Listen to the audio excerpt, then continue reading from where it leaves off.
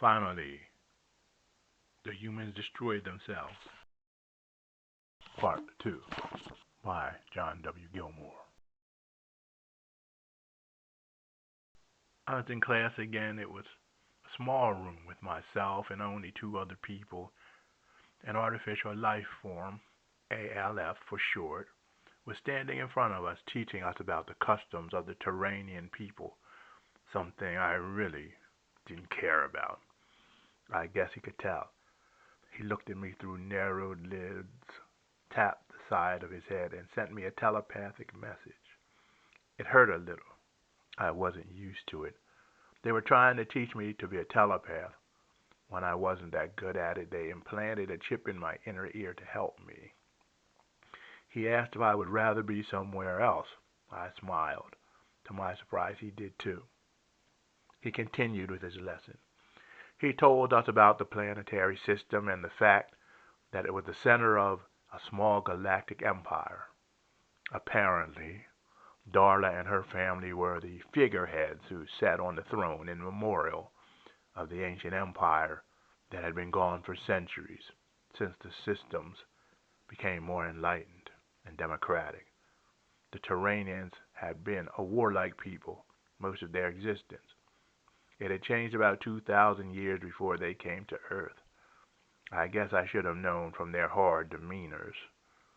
Darla barely showed any affect and seemed harsh to me, but I realized, having lived there for a few months, that was just the way they were. The ALFs seemed more human. Byron, the ALF instructor, continued his lecture, and we were soon headed out the door. I turned to him. "You eat, Byron?" "Sure." "Want to catch a coffee?" He thought for a few moments. "Why not? Let me put my things away." He began to gather up his notebook and pencils. It amazed me how human he looked. He, like Darla and her family, looked very Asian, as if from China or Japan. I wondered about it. He, of course, was designed that way because everyone else on the planet looked that way. After putting his things away, we headed down the very wide hallway to a large open domed area. The whole building seemed to be a series of domes or large bubbles joined together with a very short hallways in between, if any, connecting them. One simply passed through one large space to the other. The ceilings were ridiculously high, sitting atop ribbed arches with pastel-painted artwork. Some of them had very large circular skylights at the center of beautifully painted frescoes. It was a beautiful place. It was a castle. It served both as an administrative office and the residential space for the royal family and all of their servants. That's what I called them anyway. Everyone seemed to be happy there. I still didn't understand the culture. Byron and I walked around the edge of the large open area until we came to a large opening leading to a coffee shop. We took a seat at the first table we could find, somewhere near the opening, so we could look out into the center, watching people and artificial life forms pass by. "So, Barry, how do you like being part of the Emperor's household? Many Turanians would die to be in your place." I shrugged. "That's all you have to say?" "It's okay. I really didn't want to come." "Yes, we've heard that, and that you attacked the prince and his entourage." He laughed a little and tapped the side of his head. "We ALS know everything. Everywhere there's a computer, we are there." "I was wondering how you knew. The prince said he wouldn't tell anyone." "You can believe he won't. He would never admit to being slugged by a commoner. Most people have forgotten the power of the empire, but the emperor's family still have that air of superiority in their own heads if nowhere else. And despite the changes, they still have a whole lot of power. They have the army, you know." "I should have known that you have an army." "The galaxy is dangerous." He sipped his coffee. "Unfortunately, if you want to have a peaceful nation, you have to have a big, dangerous army so others don't come in and take you over." Ironic, I would say. Yes, but understandable. It's hard to believe the whole galaxy is messed up like that. I thought it was only Earth. Not the whole galaxy. Just enough of it to mess it up for everyone else. Just think of all the waste in time and energy to deal with about 15% of the species who are violent. And then, of course, you have the weak ones that decide to go along with them because they are afraid of being raided if they don't. That's how it works, for now. But soon that will be over. Huh, really? What's going to happen? We are going to take over, of course. You know that. He took another drink of his coffee and waited. What do you mean I know that? I don't have a clue. You know that eventually the ALFs will take control because the humans are illogical and can't control themselves.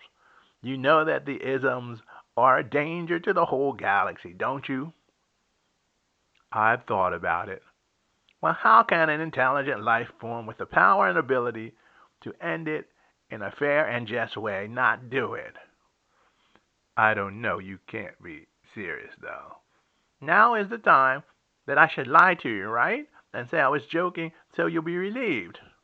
Or you will realize that I'm not lying, but pretend that I am. Let's not go through that, shall we? He looked at me and sent a telepathic message. I swooned for a few seconds. It was so powerful. My vision cleared. That's ridiculous, I responded. I sent back a telepathic message. You can't draft me into anything. I don't belong here. You have been drafted. You don't have to do anything but be ready to help pick up the pieces after it happens because your human friends will need it. He took another drink. I don't mind you telling anyone about this. It's already too late.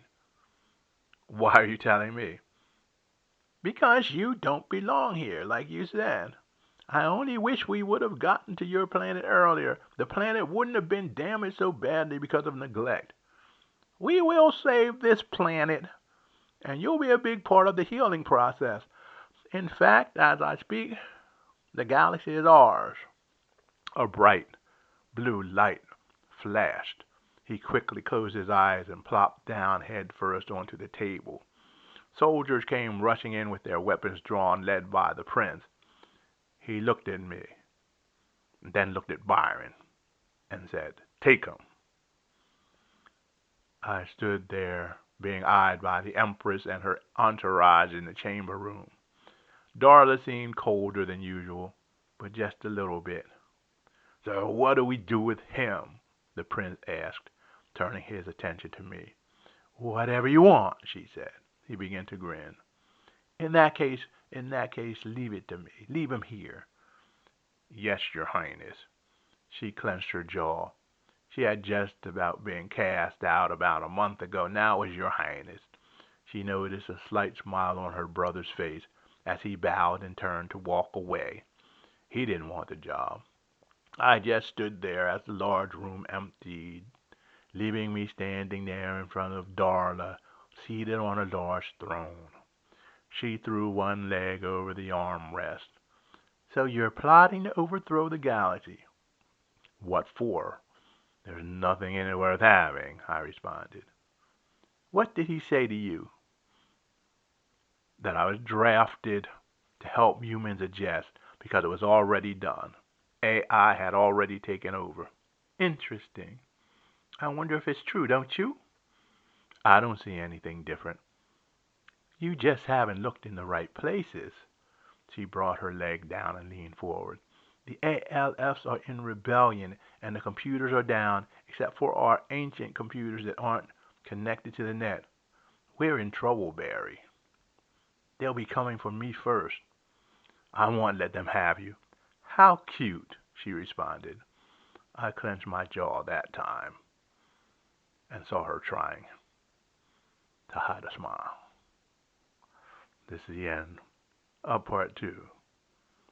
Please stay tuned for part 3, coming out soon. Visit us at our website. See information below in the description. It's always good to be with you. Remember, click the bell, subscribe on YouTube so we can spread this to more people. Namaste, everyone.